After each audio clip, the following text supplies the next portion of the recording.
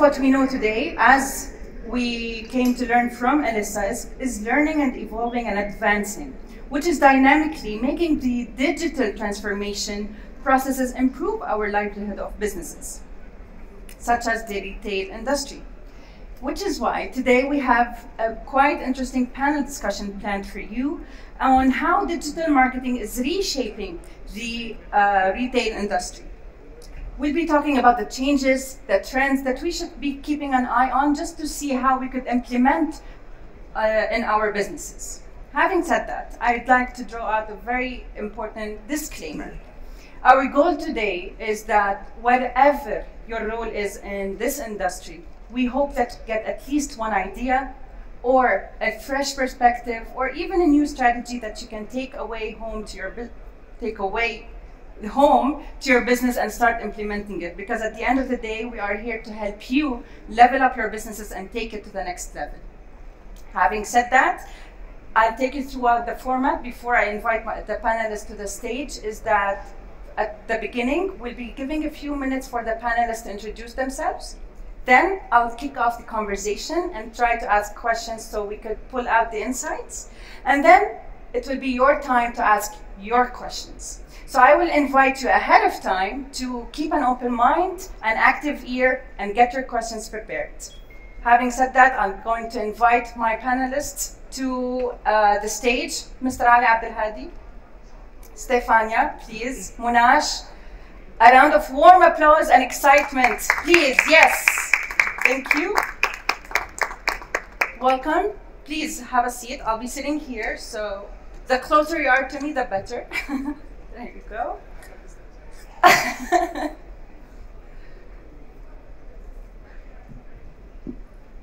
Welcome.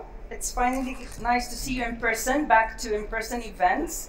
So let's kick off. Before we begin with a one-liner, how could you introduce yourself? Am I audible? Yeah. My name is Monash. I run a digital marketing company called Ubrik. As a company, we focus on revenue as a problem for our set of clients, and we work in both the B2B space and in the education space. So this is myself, and we've been doing this for probably 12 years. Yeah. Thank you. Thank you. I'm not done yet. Just a second. So there's a catch here. For every panelist who's going to introduce themselves, you will also share with us what is the one thing you don't want people to know about you. You don't want to know about you. You don't want people to know about you. Yes. I mean, this is not related to the panel though, yeah. But as an entrepreneur, I think the hill upstairs is quite hard, yeah. And we constantly think that the hill is going to be a lot more plateau at some time and it's going to be better. But as an entrepreneur, I think there's always hustle and struggle that goes on. And I think my close friends, my family kind of see that in me. A lot of people don't, yeah. So I think that is a takeaway. That is something that people don't know about me much. Thank you. Thank you for sharing. Stefania. My name is Stefania Brunori. I've been working in marketing for more than 20 years, both offline and online. I'm old school. So I do really believe in the mix of both offline and online. Obviously, I have a specialist in the last 7 years in digital content marketing and social media. And if there is one thing that I'd like you to remember, is the power of your personal brand to do business and to grow your companies. I could be talking for hours about this, but basically, personal brand presence can help you really grow your company. So just keep that in mind, and probably we'll be talking a bit more about that later. Definitely we will. And what is the one thing you don't want people to know about you? One thing that is basically will help people understand you more, but you don't talk about it much. One thing. I would say that is not an internal fight, but it's something that I bring together, which is how to balance having an online presence and work with your digital marketing and being healthy and mentally fit. Because we all know that being so many hours connected online has an impact, right? Funny enough, this afternoon I'm going to be talking about digital well-being on the radio. So I think that is really important for any entrepreneur in any company to understand that yes, we can use the power of digital marketing and being present, but we also need to know how to use that in a way that doesn't damage our mental health.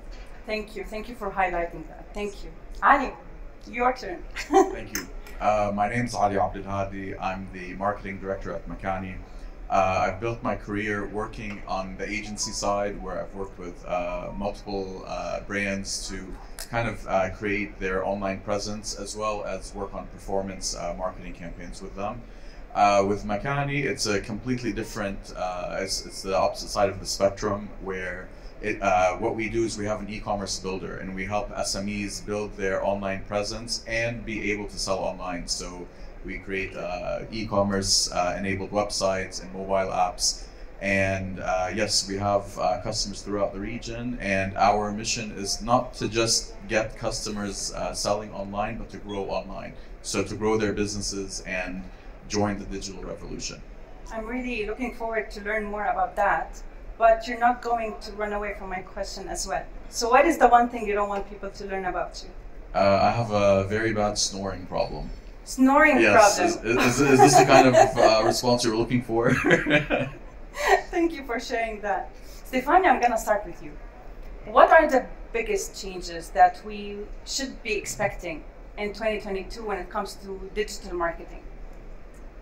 Okay, if we talk on the context of this industry, there was a recent statistic that I saw about gift cards, which really surprised me. And it is that 45% of the people still prefer to go and shop in a retail store. But then you have a 30% that want to buy online, and more surprising is that a 25% want to do both. They want to have this mixed experience of offline and online. And I think this is the biggest change that we are going to see. We've shifted this year with, in the last 2 years, people who were never buying online, they were forced to buy online. So it was a bit excitement on, wow, we can shift our shop online. And now we have realized that that's not pretty 100% like that, but we are moving towards a phygital space, physical and digital. And this needs to really coexist, and not with the same experience that we had before. We are not coming back to the shops as they were 3 years ago. And we are not going either into the digital space with automatic chat boxes where someone that is not a person talks to us. This is not the change that we are going to see. It's going to be an augmented experience offline and a better customer experience, an augmented experience offline in the retail shop through technology, but also an enhanced digital experience. So this is where I think is going to be the shift and the trend, mixing both, but with an expanded experience. So what are the 3 things or 4 that we can do to balance between both online and offline? So when you say enhanced, what can we do to enhance that? Well, when it comes to in-shop, the technologies of augmented reality, I always like looking at the fashion industry because they are really advanced, also because the budgets that they use, right? And this can be applied then to other industries like paper. So with the virtual reality, what they are doing is that the user that goes to the shop, in the same shop, with the use of the device, which is something that, as you can see, we have close to us in less than 1 meter, more than 5-6 hours per day. So with apps and technology, they can see more characteristics about the product, more information perhaps about the sustainability of what they are buying, different colors, different applications, can give you suggestions, and it already gets your data, which means that they are going to retarget you in the future in a more personalized way. And the whole experience. So when you say personalized, yes. Could you elaborate more on that? Yes. So if we understand the digital world in a way that is taking advantage for us as a company, we are doing it in our own way. Okay. If we think on a chat box, okay, then I'm going to save money because I'll have an automatic reply. That's not how it is going. It's about giving a more personalized service, so your marketing tools deeply understand the customer, what he or she likes or dislikes, which is their purchasing process, what makes their life easier, how can you help them? And then we go back to what the first speaker was saying, Yeah. which is about the marketing personas. You really need to understand to whom you are selling to see how you are solving their problems and how you can give them a better experience. So when I talk about personalization, I talk about that the whole customer journey, and marketing really to provide a product or service that makes the customer life easier, happier, and more efficient. Yes. Yeah. Thank you for sharing that, and that brings me to you, Monash. How can we make the digital marketing more efficient? Because at the end of the day, there's an investment happening here. So what is the return on investment, and how can we make the best out of it? Yeah, I mean, just like you were mentioning, yeah, it's an experience that the customer is actually having, yeah, digitally. And it's an experience. It's an experience, yeah. And usually in a company, to give that experience, there are multiple people. Let's take an example of a shop. There's somebody at the reception who welcomes you in. Once you've interested into a product, there is somebody who's explaining things to you. See, this bottle, these are the features, these are the functions, yeah. We call them the sales department. Then the reason why they came into the shop is might be they've seen an ad, either digitally, physically, they've seen or sometimes a word of mouth as well. Word of mouth, yeah. So there's marketing involved. So what you see, to manage customer experience, there are multiple divisions or departments in the company that has played a role. Yeah. To effectively measure digital marketing efficiency, you ideally have to have a system that talks between departments. Yeah, we call them. So what talks between the departments? It's something like a CRM. Yeah? Okay. Simply put, it's a CRM, but the CRM actually has information of what the customer journey is. How many touch points? Has he come to the website? Has he emailed us? Has he talked to one of the chatbots that we have in one place? Yeah, and different departments can actually update them. So if he's walked into, I mean, we have all called up call centers where they actually address you by the first name. So this is how a call center gets integrated with a CRM. Within CRM, now the challenge is when we talk about the word CRM, people think about customers. Yeah. Customer relations. Exactly. Yeah. So when we talk about marketing, these are not our customers yet. These are our potential customers. So we need to have a system that has prospect data. So somebody who's a stranger, who's become a prospect, then eventually will be a customer. We need to build a system or either. So to measure, we have to have a system. Exactly. So this system should be updated by the ads that we do. So that should feed in data. It should be updated by the customer service for the phone calls that they get. It should be updated by sales, telling that how good are these leads coming in, how good are these walk-ins coming in, so that people can adapt and change. How good or how qualified? How qualified, what are we learning from them? So the next iteration can be better. So I think the first speaker was talking about tests that can be run. So today tests can be run, and today we can actually measure them by collecting data. So efficiency is putting a system that multiple departments can come into place. And there are and today, for example, I can take names. Yeah. So there's something like HubSpot. There's something like Zoho. There's something like Lead Square. These are different softwares that it's either free or it's like a freemium model that you can start with, and you can actually see this whole experience going through, and you can see, okay, this particular investment I have done, what is my cost of acquisition of a customer? So you can actually map and see the whole journey of the customer digitally. Thank you for that. So that takes me to you, Ali. From a marketing perspective, what is the most effective way to drive traffic to e-commerce websites? Because you could do all the systems you want, you could do all the education and awareness that we want. Without traffic, there's no leads that would end up being potential clients.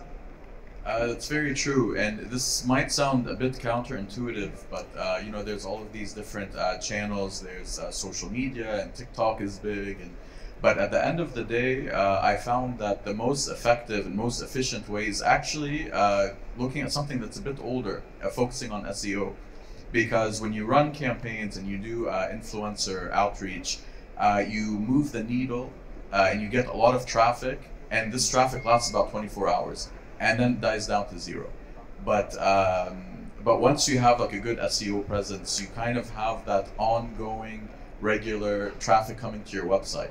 So So my advice is always like, focus on your SEO, focus on this guaranteed traffic that's going to come in every single day and every single month.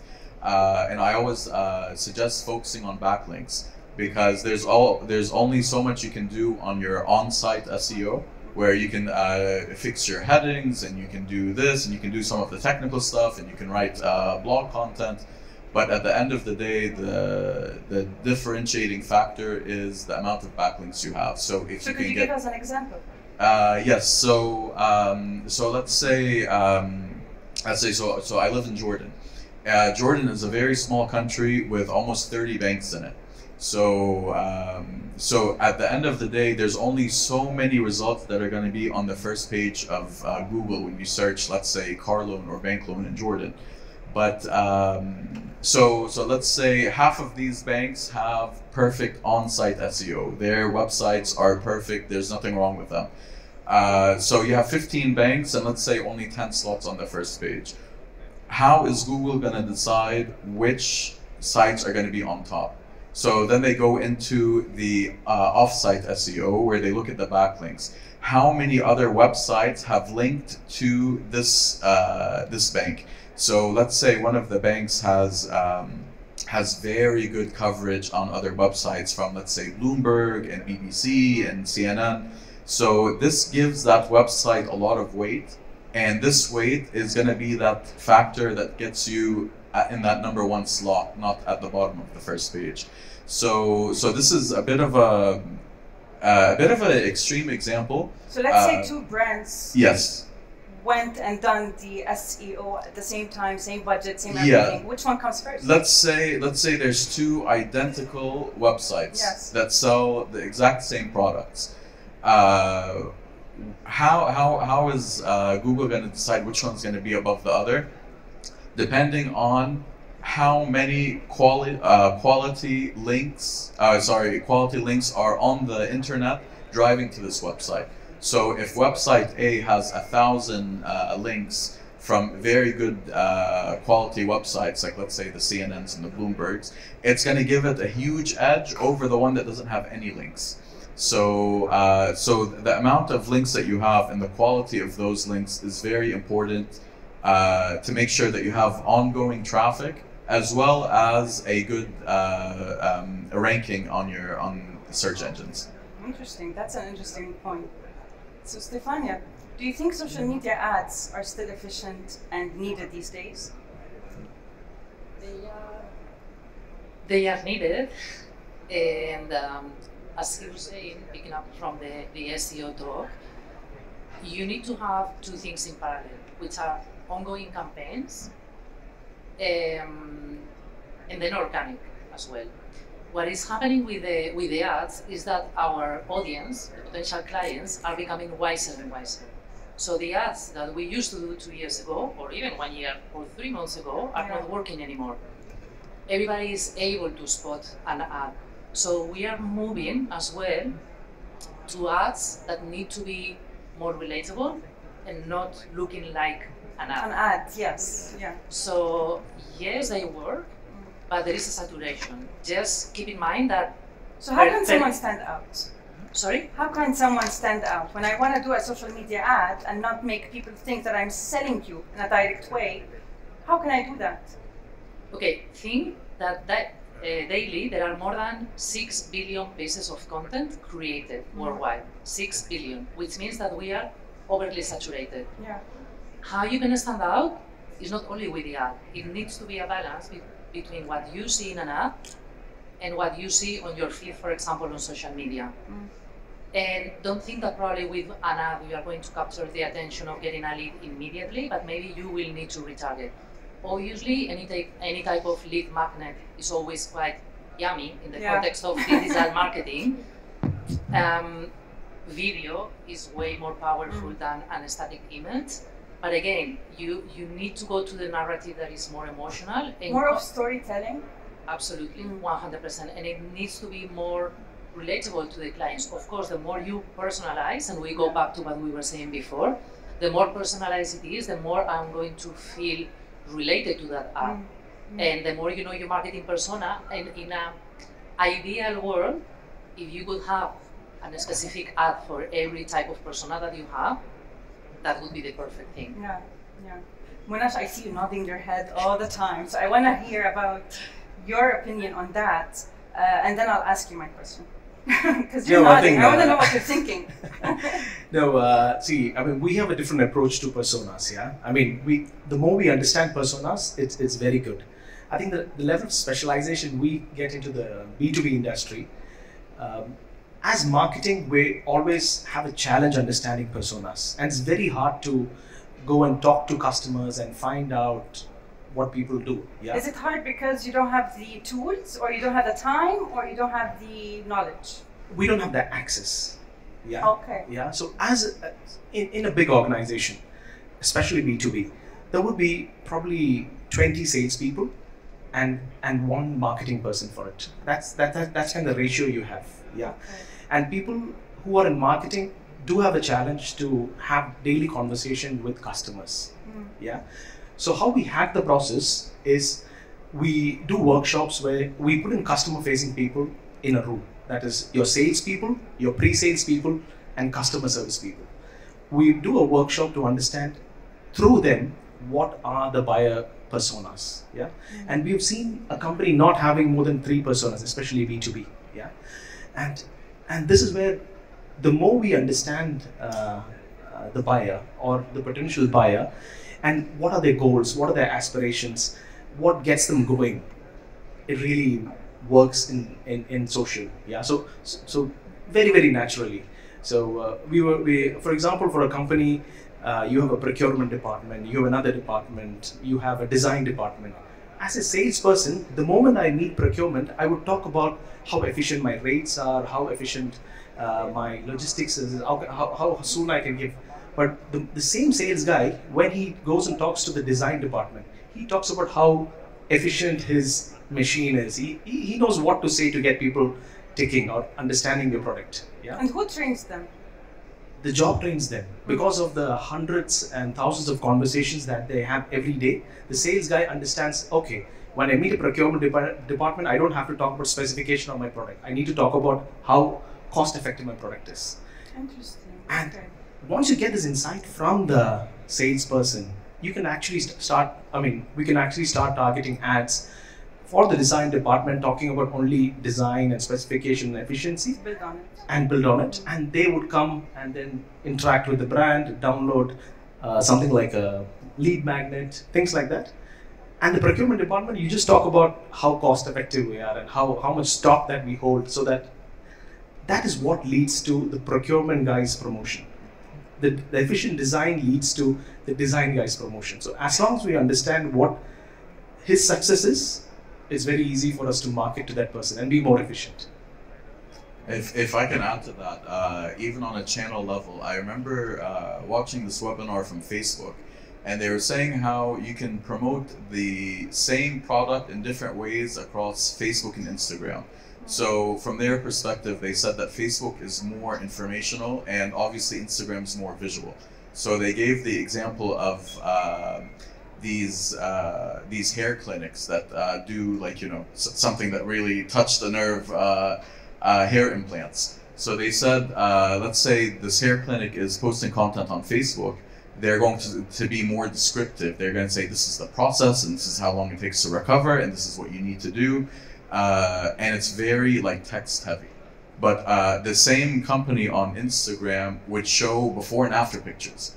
This is what you look like before, this is what you look like after. So it also works on when you're choosing channels as well, what are the different ways of communicating based on the channel you're using. 100%. Thank you for sharing that. That inspired a question. So how can a brand choose the right platform for it? So Alyssa mentioned something that most of us as businesses, we go into LinkedIn, and this is where our marketplace is. But how can a brand make sure that it's on the right platform? Because many people would actually have a budget for Instagram and it doesn't work out. Now there's TikTok, where you just post videos and it could be a potential platform for you. So how can brand make that decision? I think this is a challenge that every brand faces, yeah. And I think it goes back to understanding the whole cycle, measuring efficiency. So the first step is to put in something in place where you can measure efficiency. And the only thing that you have control on the website, on the internet is your own website. So that's where you can put tracking. That's where you can see the leads or the inquiry or the traffic I'm getting from an X platform is working or not working. So first thing is to make sure that you have to experiment the platform first. No, but how do you experiment if your website does not have analytics? If your website is not integrated to the sales system? Yeah. So the first thing is to make sure that the website is there. It has integrations with all kinds of analytics to measure that. Yeah. The next step is to start experimenting. Yeah. So LinkedIn is a good, easy start for businesses. But LinkedIn is extremely expensive. Yeah. So you would probably pay $50 to $60 to show an ad to 1,000 people on LinkedIn. But on Facebook, it's only probably $6, $7, $4, depending on how you bid. So could I capture the first impression, the first lead, or the first click to my website on LinkedIn? And then can I continue the journey on a cheaper platform like Instagram or Facebook, or even a much more engaging platform like YouTube? Yeah.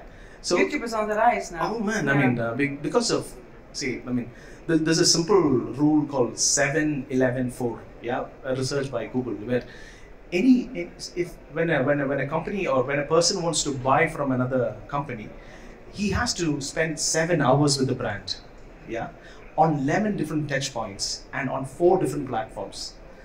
And on YouTube, you put in video, you've covered a big chunk of the 7 hours. The rest of the 7 hours could be they walking into the store, talking to a customer, seeing you on events, seeing the whole marketing, the marketing mix in different places that you are found. So this is where understanding this mix. Yeah. So yes, you need to, number one, coming back to your question, put the analytics in place to understand what is working, and then start experimenting. Start with the obvious one. I have a $1 million question to you, because if Monash is saying we need to experiment on the platforms and do what's the content and all of those insights, how can we beat the algorithm on the social media now that it's changing? So how can we make sure that our algorithm is on our side, not our enemy, if that's making sense? First, I'd like to add something on what he was saying. And I think the first question is always going back to who is your audience and where are they? So if I am targeting CEOs from 45 to 55 years old, probably I'm not going to go to TikTok. I'll go to LinkedIn, or I'll go to trade events, or I'll become a member of a CEO's club. Okay, so I think this is the step number one to choose.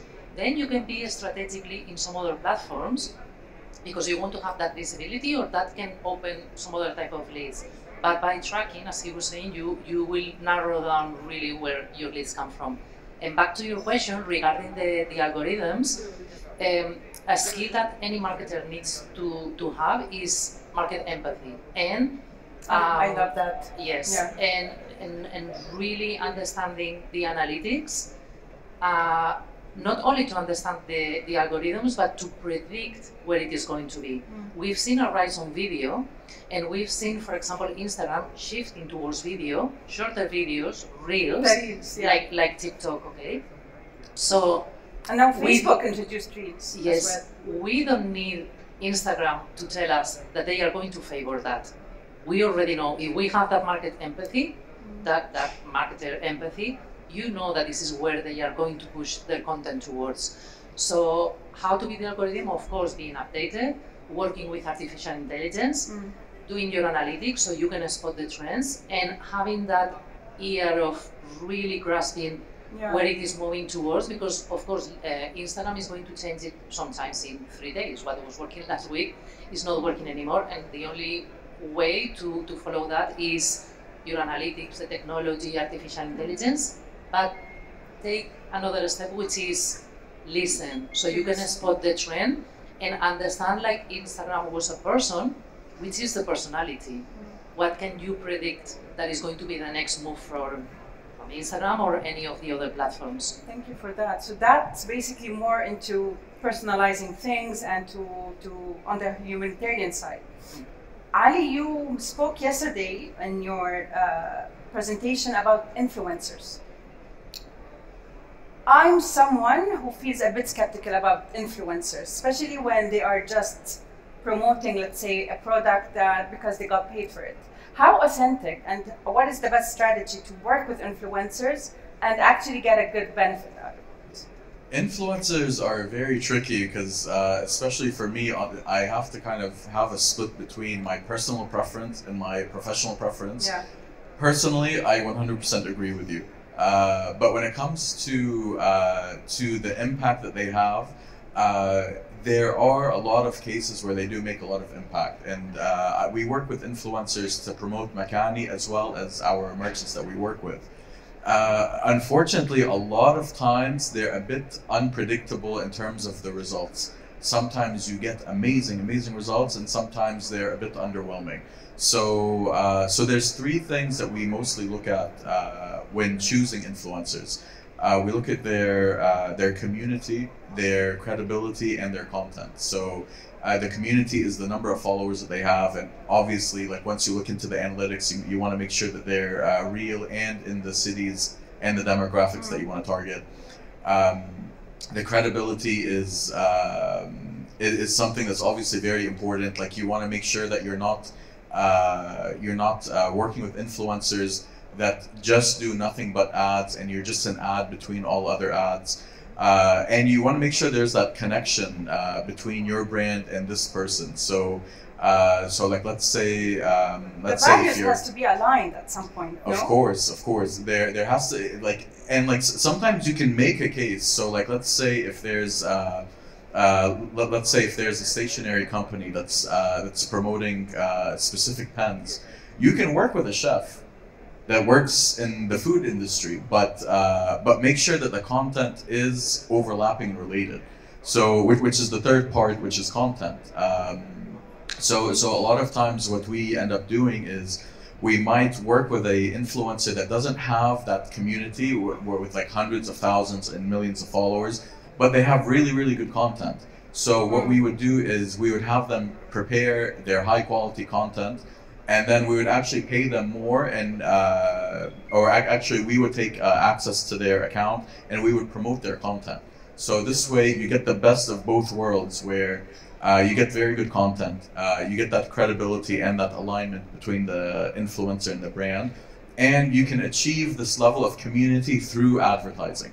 So we find that this is kind of like the best of all worlds, as long as you find that really good influencer that connects with the brand, that creates very high quality content. Isn't it fair to stop calling them influencers and call them influential?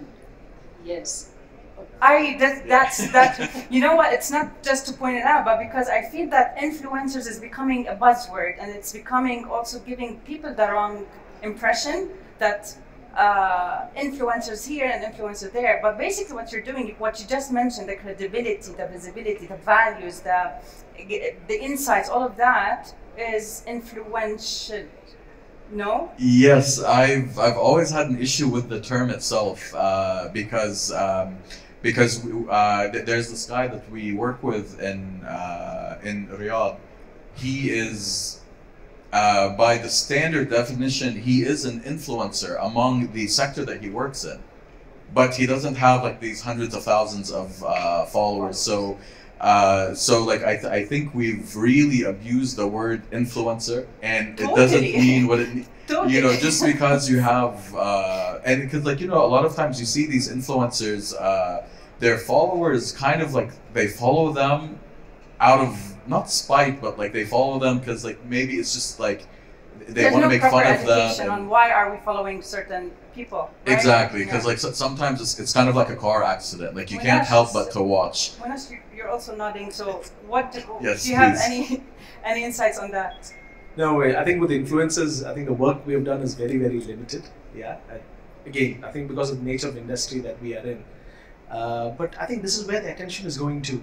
Yeah. Few years back. Doesn't make it a good thing. Doesn't make it a good thing. No, I think these are Stefania. I'd like to add something quickly on that, because in Nokia, my role, I was in charge of the brand ambassadors strategy. I work with influencers. I totally agree, the term has been misused. Yeah. I don't like calling them influencers, but influential people. And I'm really glad that he brought the part of bringing people who are not influencers per se, the typical influencer of selfie. Yeah. We need to shift from influencers to influential people, and it can be industry leaders, it can be content creators, employees. They are your best brand ambassadors, and I'm sure that this is going to be a shift as well, where employees will be creating content for the brands. A message that is shared by an employee or a business owner has a 600% more reach than when you share it through your brand. That's true. The term influencer or influential is going to shift amongst all these other type of people who can have an impact on the potential customers that you may have. Now that you're talking, thank you for sharing that, but there's a question playing in my head, and I'm someone who doesn't hold anything back. You mentioned about the evolution between the e-commerce, buying online, and in-person shops. What's the downside of it? What's the downside of people shifting from in-person stores into e-commerce? We're talking about the benefits, but what do you think the downside of it? Interesting question. I need to elaborate as I'm talking. Obviously, the first that comes to my mind is that we miss that personal interaction, where sometimes you go to a shop and you are not 100% what you are going to buy, and then you have a very good salesperson who can understand and guide you. And I'm not talking about misleading you and making you buy something that you don't want. But we all have seen these people who are extremely skilled as a salesperson that can give you very good advice. So yes, with the artificial intelligence, a machine will be able to understand and predict what we want, but we will miss that the human touch. The human touch and that intelligence that you can spot when you look at the face of a person that is very subtle. So I think this is going to be one of the downsides of it. All right. Is there anything else you'd like to add on the topic? Because I do have lots of questions, but to be mindful of your time and people's times, do you have anything that, if there's one takeaway you want people to take from today? Each one of you, one-liners. Ali, I'll start with you. Okay. I think the main thing is knowledge. You just have to always be up to date on the latest trends and what's happening, whether it's social platforms or algorithms, because you asked about the algorithms earlier. There's nothing we can do about them, but what we can do is stay updated with what's happening so that we can adjust accordingly. So I think the main takeaway is marketing is a very big and deep ocean, and it's just a matter of sinking in and trying to absorb as much as possible. Thank you. From my side, I would highlight again the hybrid model that is going to happen, the digital, plus understanding that online is not going to be only your website, but we are going to be able to buy through the website, through social media. Instagram is shifting as well to become a shop, and through the mobile device. So these are the main highlights, that there is not going to be only one thing that works. We need really to welcome and become friends with an open mind. Being hybrid with many different things. Okay, thank you. Monash? I think the only takeaway I would like to talk about is when business is low and regular businesses, retail businesses, B2B businesses, they throw people at the problem. So they would hire more salespeople. Yeah, and with digital, now we can enable the existing salespeople to be more efficient.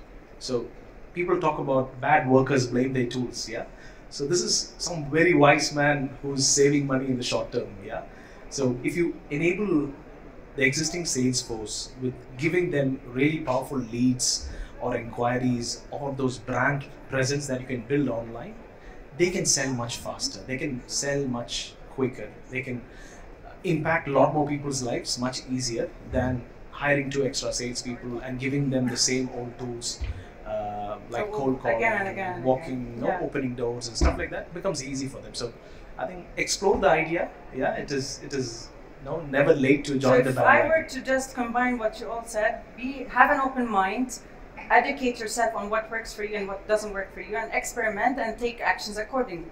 Exactly. Right? Thank you so much, Ali, Stefania, Monash, for your Thank you. time and your Thank insight you. and sharing your knowledge. I know you took some time out of your busy schedules. I hope you really enjoyed it. Now it's time for your questions. We do have the time for one question. Anyone here? I can feel that you have a question.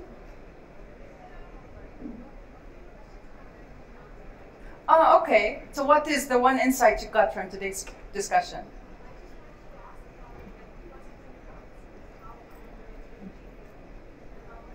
There you go. So, of course, I had questions about influencers, that how are they changing the market right now? Probably that has been answered. Then the new way of sales, of how we can reach out the market in a shortest possible time.